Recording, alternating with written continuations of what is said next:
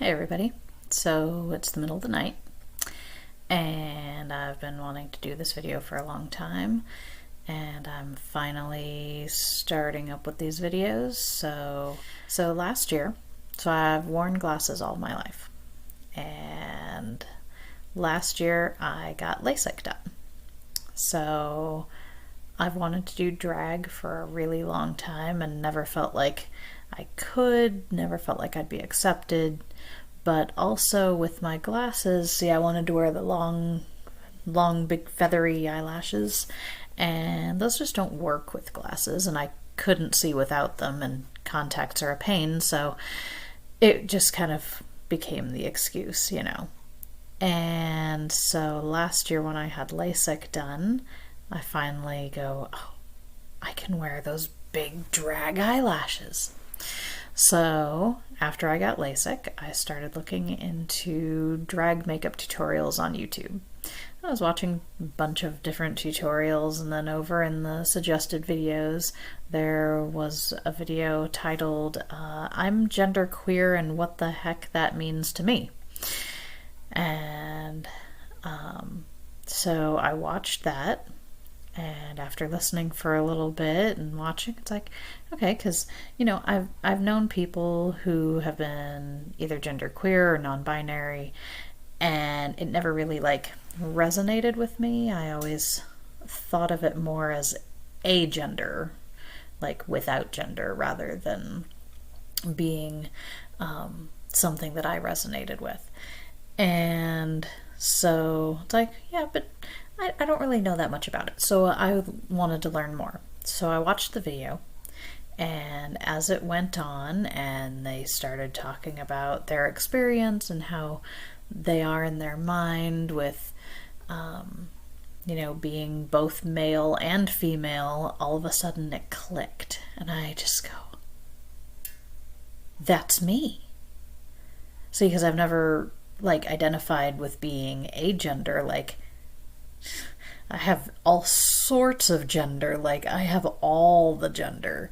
So having no gender, that definitely wasn't me, so I must not be those things, so I must just be how I was assigned. It'll just, I'll just go on with it. But then seeing that video and hearing that version of it, it really hit me, and so I started watching lots of other videos and hearing people's stories and experiences and finding out there are other people like me. It was always really hard to find other people that were like me in the ways that were so hard to explain and define.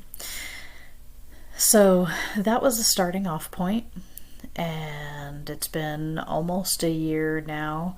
That was in late January, early February, somewhere in there, that I found that video and have really been looking into things, and it's December now, so coming up on a year.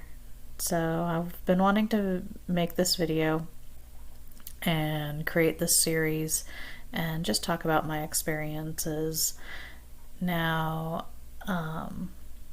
my experience is a little different than other people I've been able to find online. For the most part, the people I've been able to find online are talking about it as, they're in their 20s. They've figured things out younger. These words, non-binary, have existed. The language has existed early enough for them to talk about it.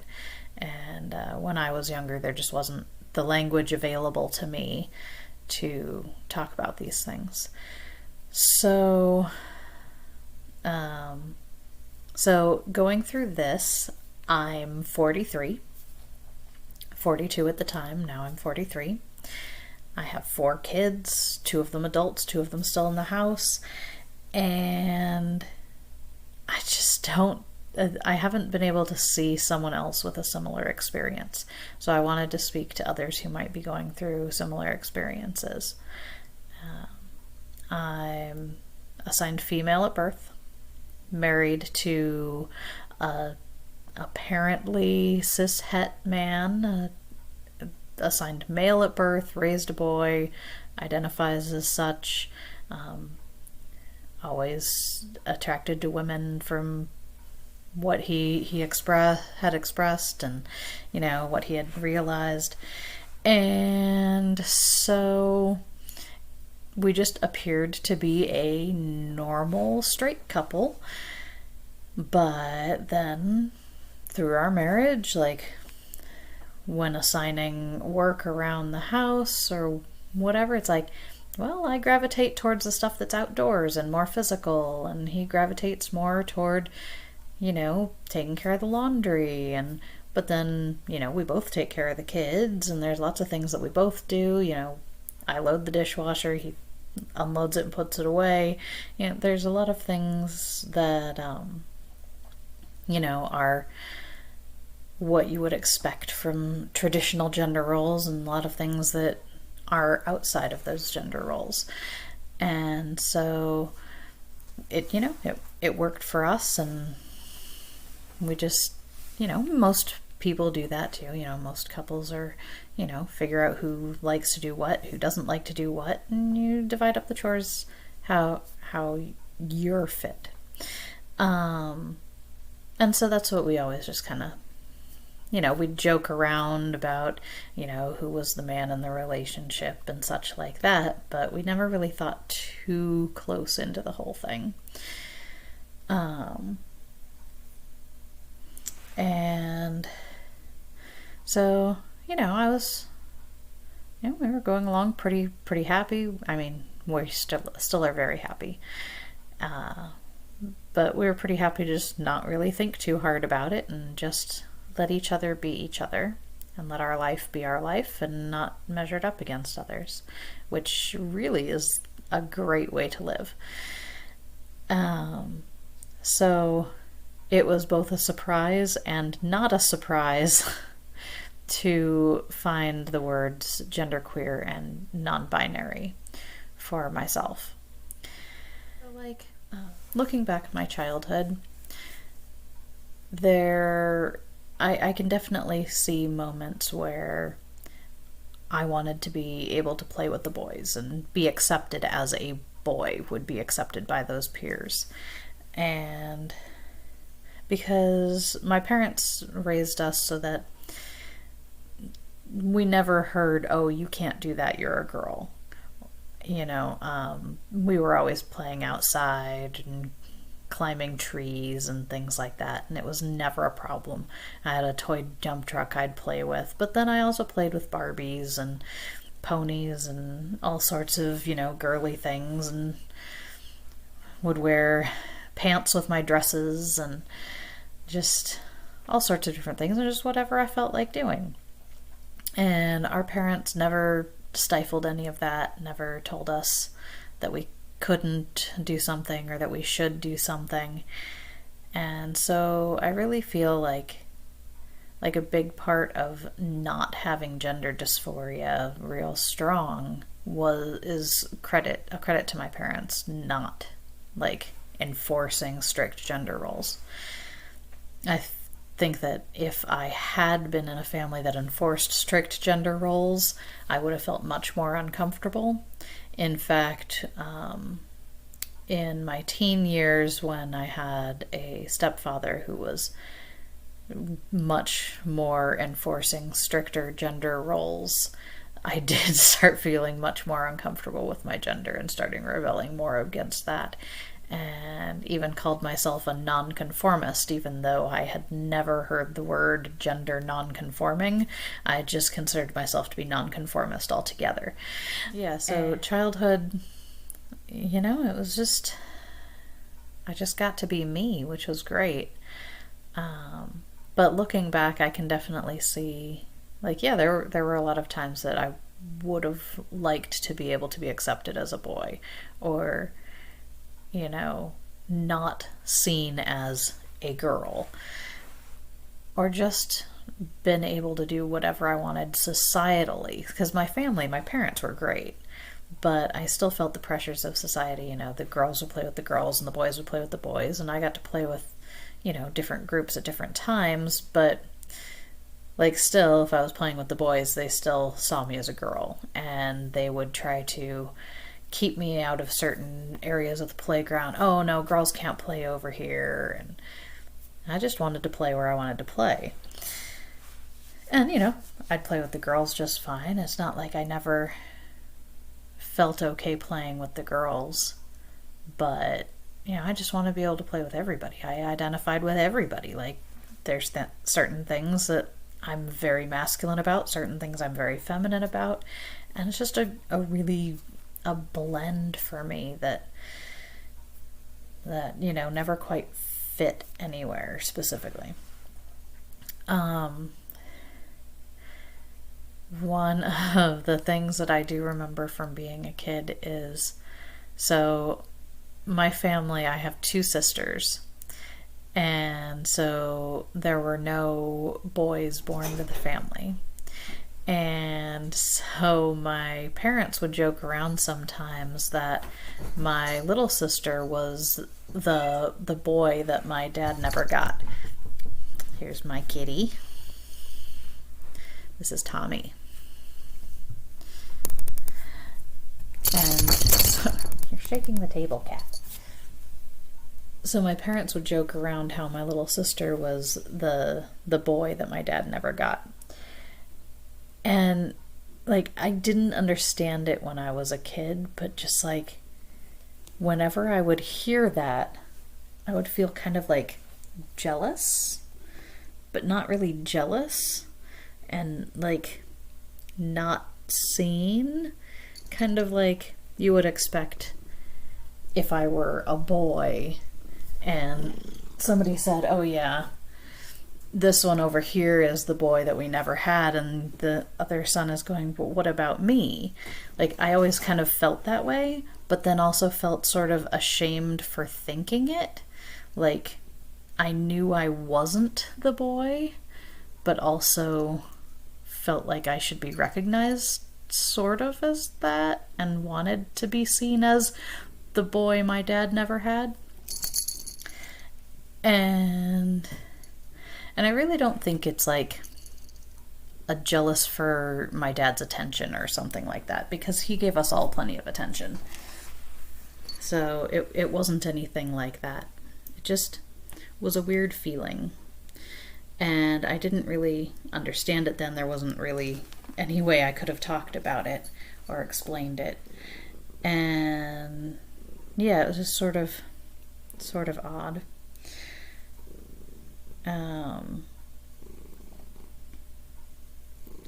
When I was a teenager, like I said, with my stepfather, being stricter with the gender roles, and I definitely started rebelling against those. You know, we weren't allowed to date, and we couldn't hang out with groups that were more boys than girls, or an even number of boys and girls. He was just very protective of us, you know, physically and sexually, and just ridiculously in some manners. Yeah.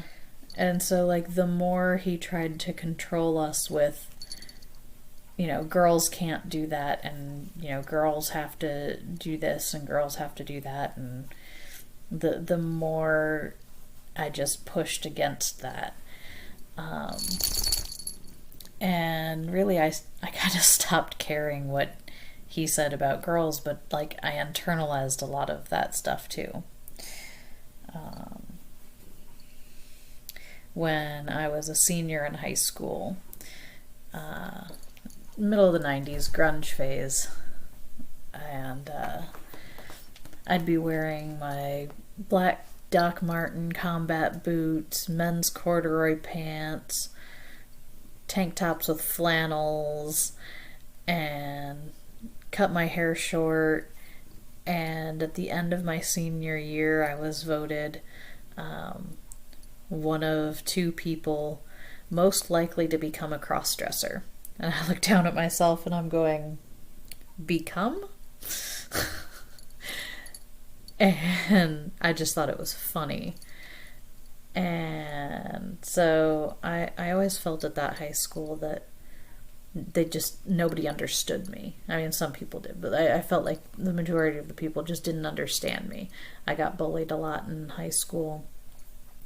And I felt like they didn't understand me, but I've recently realized, yeah, they understood me. They just didn't accept me.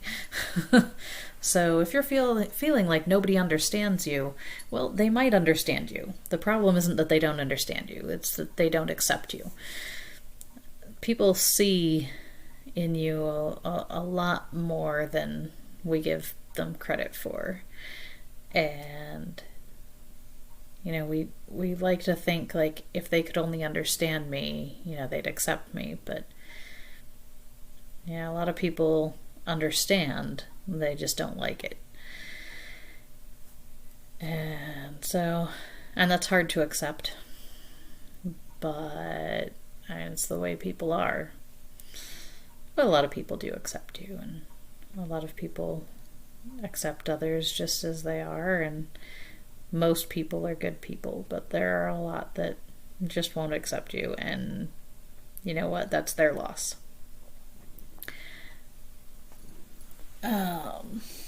Let's see. So when I went off to college then, I, for the first time, met some girls who were out as lesbians or as bi. And so this is the first time I'd really had friends who were out. And they made me start thinking, like, well, am I maybe a lesbian? And so I started thinking about it and really looking into it, and it's like, I've always liked guys. Like, I've never really been interested in girls. Like, maybe I could be convinced for the right one, but like 95%, yeah, I'm straight. I like guys. It's not even a thing. But still, like, I identified more with like butch lesbians, but I wasn't a lesbian, so that just left, okay, I guess I'm a woman, so I guess I'm a straight woman. That's what I get. There wasn't an option otherwise. There, like, sure, maybe trans was sort of an option, but it was something that was like, I didn't know anyone who was trans at the time who identified that way. I did, well, I was friends with someone who later came out as trans, but was not at the time. And, but it just kind of seemed like something that was, yeah, trans women were a thing that was over there and in the media.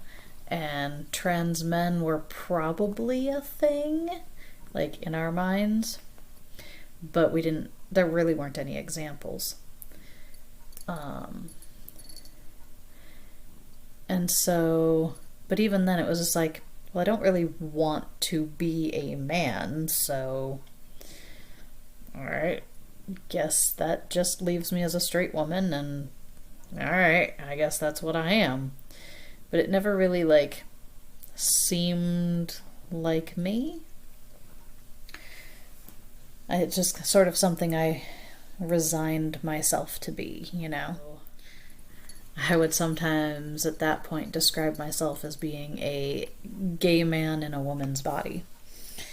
Because there were a lot of things that were very masculine about me, but, you know, I liked guys, so I didn't really feel also like I couldn't be a trans man if I was into guys. Like, I don't know why in my mind that couldn't be, like that's mutually exclusive. Like, if you're going to transition to male, you have to be into women. I don't know why I would have thought that. Just our general society heteronormativity and just the expectation of heterosexuality. But yeah, it just sort of seems silly to think, it's like, well, why not? I will say it's easier to date men while you're appearing to be a woman, but like your option, you have more options. But yeah, like that's not really an excluding factor. Now I know that there are lots and lots of gay trans men, so that it's just, to me now it seems silly that I thought that, but a lot of people do have that same thought when they start examining their gender identity. I know I'm not the only one who thought that way too. So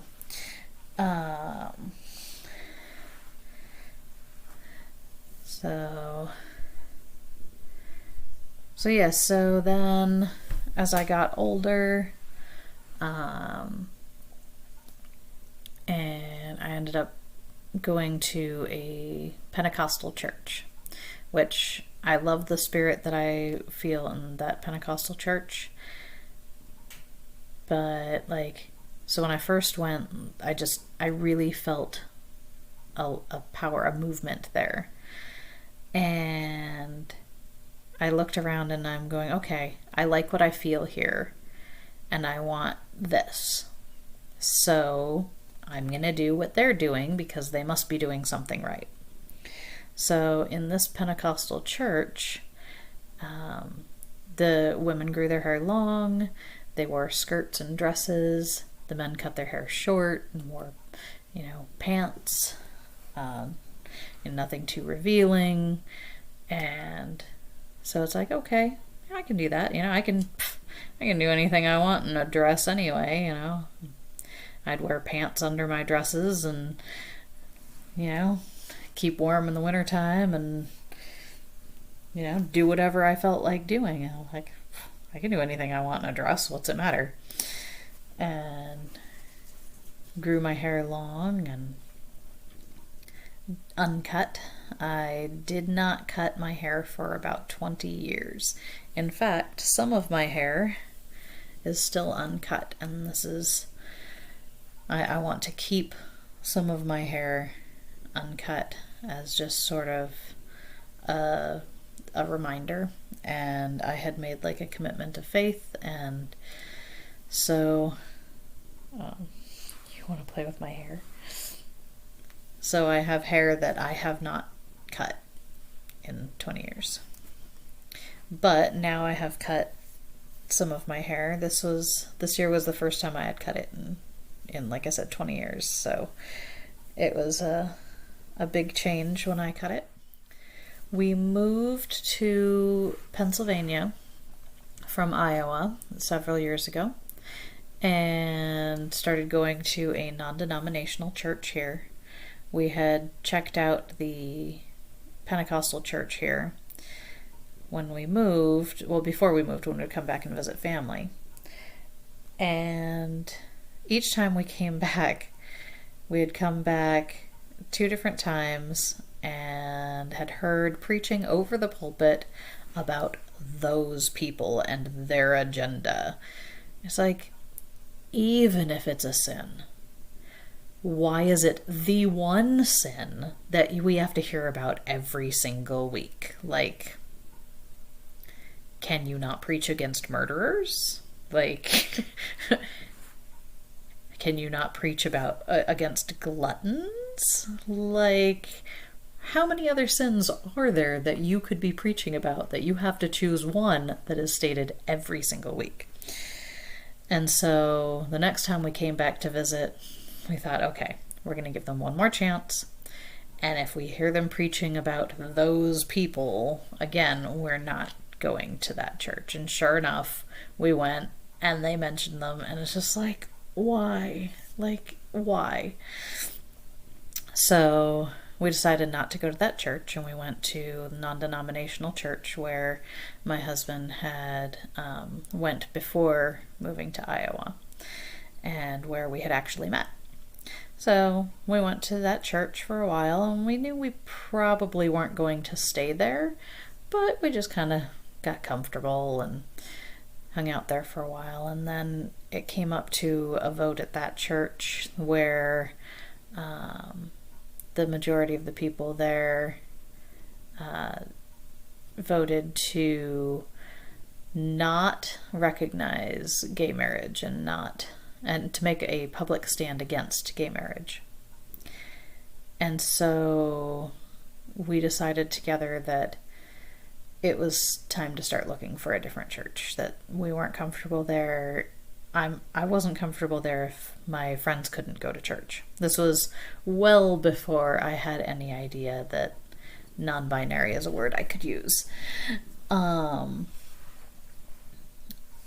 so we started looking for other churches, and so in late 2019, and so we started looking at lots of other churches that were open and affirming, or that denominations that had some congregations, like it was decided congregation by congregation. So we went looking at other churches that were open and affirming, and then also, like, we had lots of other criteria. So we have kids, so we wanted a church that had, a decent sized kids population and things like that. And we ended up coming across one that we liked, and so we started going there. We were there for about 3 services before the shutdown. But then once everything shut down, they started up with virtual services, and we've been attending ever since. And we're very happy with that church. And I know that this is a thing that it's hard to straddle these two communities. Christian churches have hurt a lot of people in the LGBTQ plus community in a lot of ways, and it's been a very, very hurtful thing.